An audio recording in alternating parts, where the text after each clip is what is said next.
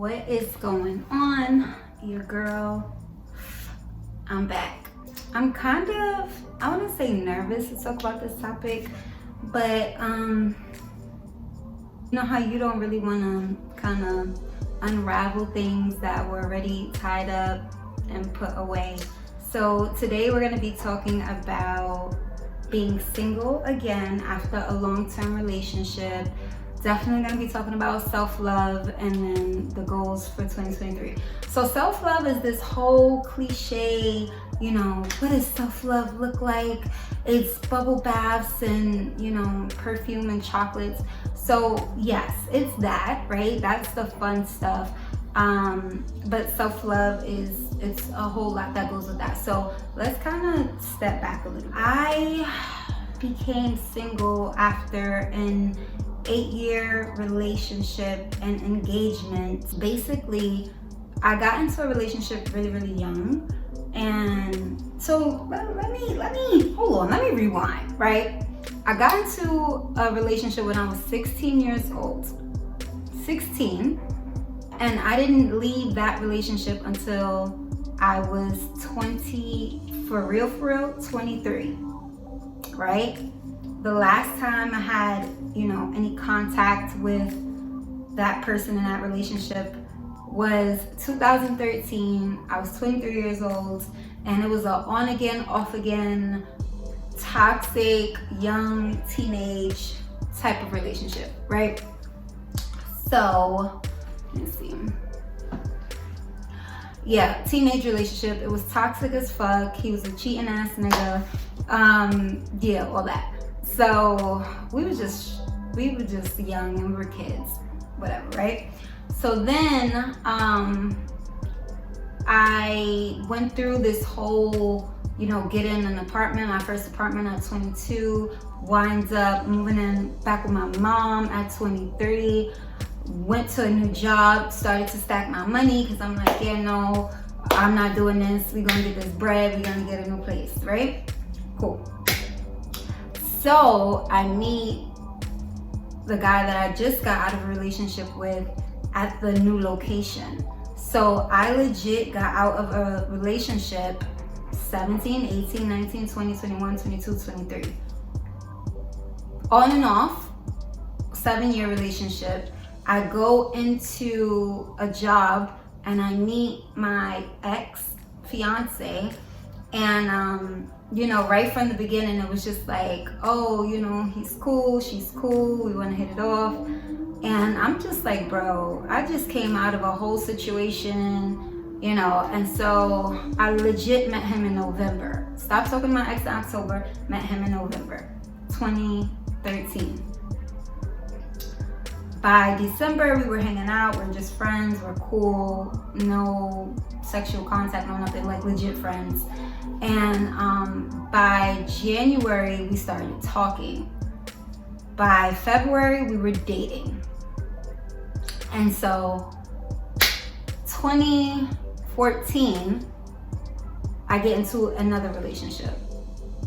15, 16, 17, 18, 19, 20, 21, 22, 8 years.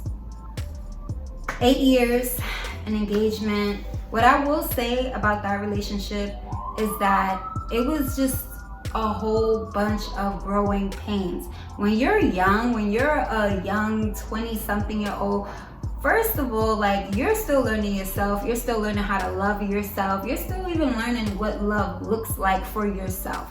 So we can't really ask what we want from people, and we don't even know what we want for ourselves. So we went through so many growing pains because we were so young. Also, we didn't have the proper guidance, the proper financial guidance, the proper emotional guidance. So we legit had to learn everything with each other.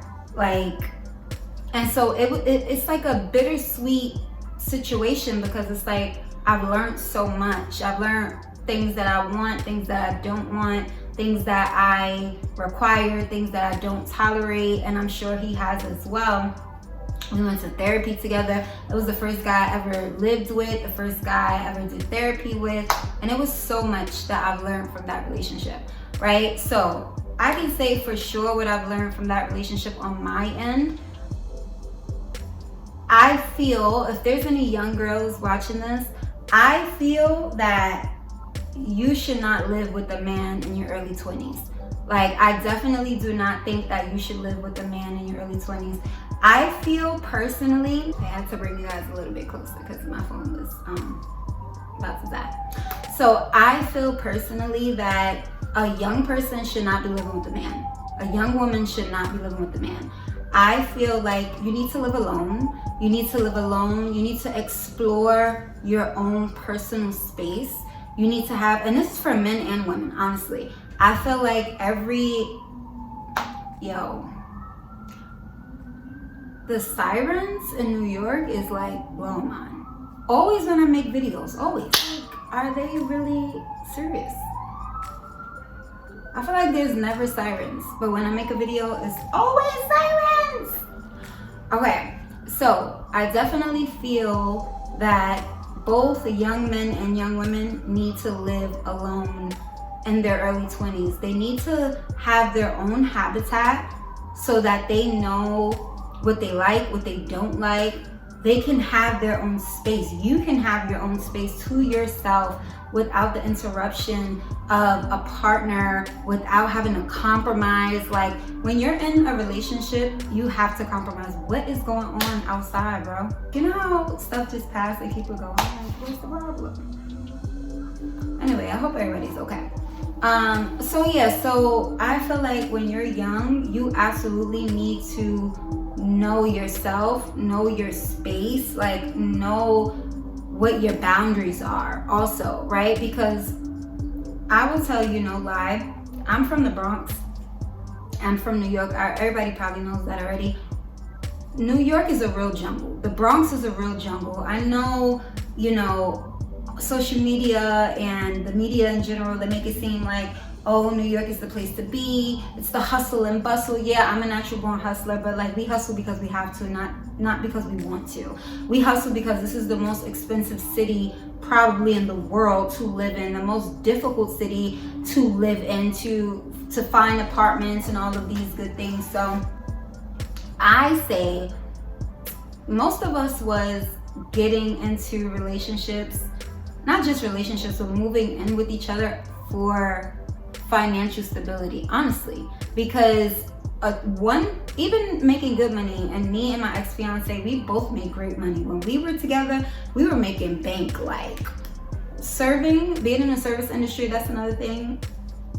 Chicken, money. So we was making real good money, and it still wasn't enough. Because it's like, they make it so difficult. I don't know why, but it's like they want you to make upward of $100,000 like to move into an apartment. Literally, it was like at that time, 2013, it was like 80, 90K. So what 22-year-old is making $90,000? What black 22-year-old is making $90,000 in the hood? Like, and we had good jobs, we had good credit, we had everything, but it's like, okay, we kind of need each other. And so unfortunately, survival put us in premature situations. And I honestly feel you need to live alone. You need to know, like, you just need to have your own space, your own sanctuary. This is for men and women. Like, we're not even married. You understand? Like, you're gonna compromise so much, and you're not even married. You're gonna feel married and not be married, and then marriage is gonna be like an annoyance to you. It's gonna be something that you don't want, something that you avoid, because it's like, well, how deeper can we get with this compromise shit? Because we're doing it already. We've been doing it for forever, So that was the first thing. I would suggest all young women and young men experience living alone first. Create your safe haven, create your peace. When I had my first apartment, it was the most peaceful thing in the world. But when I had my first apartment, I only had money for the rent. So I was working a 9 to 5. I had started my first little business, and all my money was going to rent and bills. So I didn't even have money to like decorate the way that I wanted to and do all this fun stuff. So, make sure, if you can, do it on your own. Save up for that. Discipline yourself for that. You know, hustle, do whatever you have to, because if you could do it on your own, by the time you move in with someone, it's not gonna feel so restricted and feel so compromising. You know, you don't want to be in that space. So, second thing I've learned from that relationship, you have to be willing to date the person that's in front of you and be okay with that forever. Like, the person that's in front of you is the person that you're dating, not the person you want them to be. Not the person you think they have the potential to be, not the person they say they want to be. You have to date the person that's in front of you. And if the person that's in front of you is not the woman or the man of your dreams, then don't get into a relationship with them. And to be honest, I feel like both my ex and I, we were young and we were having fun. And I think that we kind of rushed into a situation where it's like, oh, but I like to do these things. And it's like, oh, but I like to do these things. Like, why we never talked about that? Why we never talked about deal breakers? Put deal breakers on the table. Like, hey, if she don't do this, I'm not down for that. If he don't do this, I'm not down for that. We didn't talk about those things. We had fun, right? Communication is very important, and creating boundaries and having that communication very early on is so important. So like, just know the person that's in front of you is the person 9 times out of 10 that you're gonna be with for the rest of your life. You know, I don't feel like people change. I feel like people evolve. And to evolve just means for the base to always be the base, but then you naturally and gradually grow into other things. But the base is always the base. To change would mean you become a different base, right? And so I think also at a young age, just to be honest, like nobody's thinking about that. Nobody's thinking about long term. It's just everything's fun and light and hee ha ha, and we're having sex and we're going on dates and everything is cute and fun and cool. And to be honest, it's like, no, like you're putting yourself in a situation, and you need to, if you're not, there's a difference between exclusive dating and being in a committed relationship. Exclusive dating is like, I have my own life, I have my own apartment, I have my own businesses, I have everything I got going on for myself.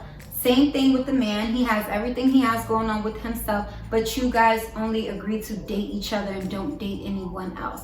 Exclusive dating is okay. I feel like that's the most serious that you should get with someone. Anything after that should be marriage.